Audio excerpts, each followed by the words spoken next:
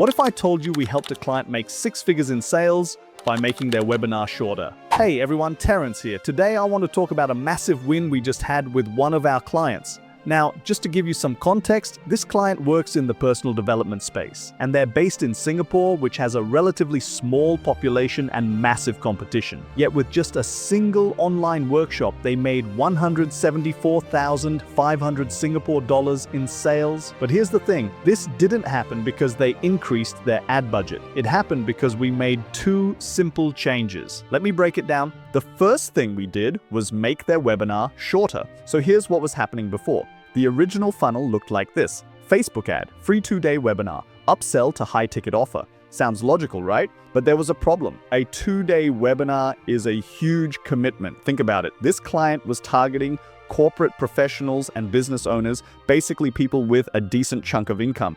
And those guys are busy. You're asking busy professionals and business owners to block out 2 full days of their calendar just to learn about what you do. That's tough. So we flipped the script. Instead of a 2-day webinar, we turned it into a 90-minute one.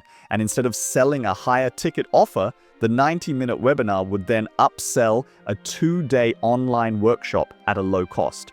And in the workshop is where we upsell the high ticket offer. See what we did there? We shortened the initial commitment from 2 days down to 90 minutes.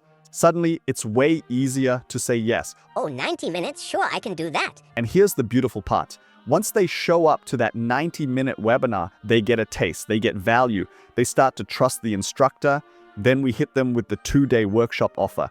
Now it's not a cold ask anymore, they've already experienced the teaching style, they're warmed up, and for those who go to the workshop and love it, that's when we introduce the high-ticket offer. It's like dating, right? You don't propose on the first date, you go for coffee first. This funnel change alone made a massive impact. The second thing we did was we tried to beat the winning ad. We had a video ad that was working. It was bringing in sales, good engagement, solid ROI. Most people would just leave it alone. Don't mess with what's working, right? Wrong. Here at Radical Marketing, we have this philosophy, always beat the control. So even though this video ad was performing well, we took it and said, how can we make it better? We didn't reshoot the whole thing. That would be expensive and time-consuming. Instead, we created new openings for the existing video. We just changed the first 5 to 10 seconds of the video and made a lot of variations, new hooks, new angles. Basically, we took a working ad and breathed new life into it. And boom, performance improved even more. The lesson here, never get complacent. Even when something's working, there's always room to optimize. Keep testing, keep pushing. So let's recap.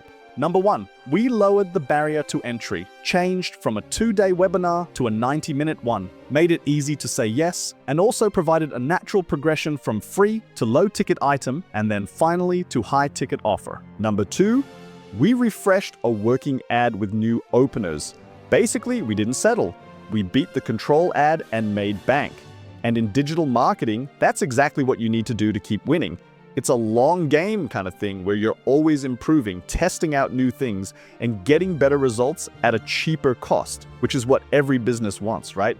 And that's it. Sometimes the biggest wins don't come from doing more. They come from doing things smarter. If you're running webinars or workshops and struggling to get people to show up, ask yourself, are you asking for too much commitment up front? Shorten that entry point. Make it easy, then build from there. All right, that's it for today. Short and sweet. Thanks for watching. I'll catch you in the next episode. If I had $10 million tomorrow fall into my bank account, would I still do this business?